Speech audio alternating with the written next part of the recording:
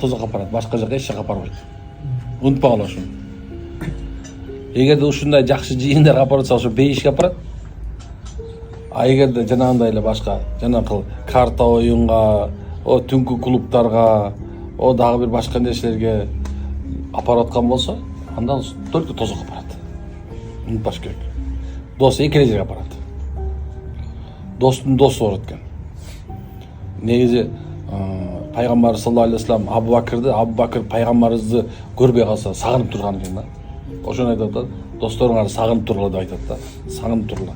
Учурашпай калса, же болбосо жолукпай калсаңар, барып учурашып жолугуп туруш керек. Учурап туруш керек, субханалла. Эскертип туруш керек.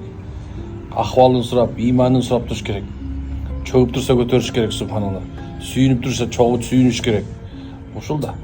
Дос ушундай болот да. Анан акча дос, жарма дос, баня дос деген ал уже жарабайт жо.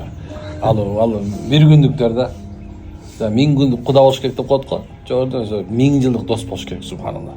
Кыяматта Алла Таала ким менен жүргөн болсоң, ким менен дос менен болгон болсоң, ошо менен кошо же бейишке же тозокко киргизет экен да.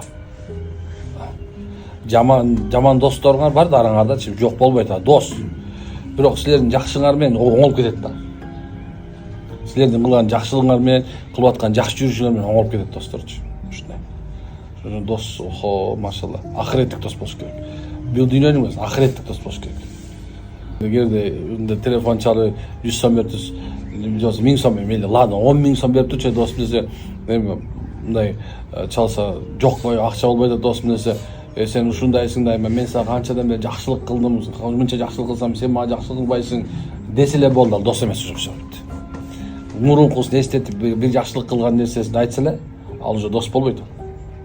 Ошо 1000 жакшылык кылдым сага. 1000 жакшылык кылып кой досуңачы, унутуп коюш керек анычы. 1000 жакшылык кылдым, унутуп коюш керек, субханалла.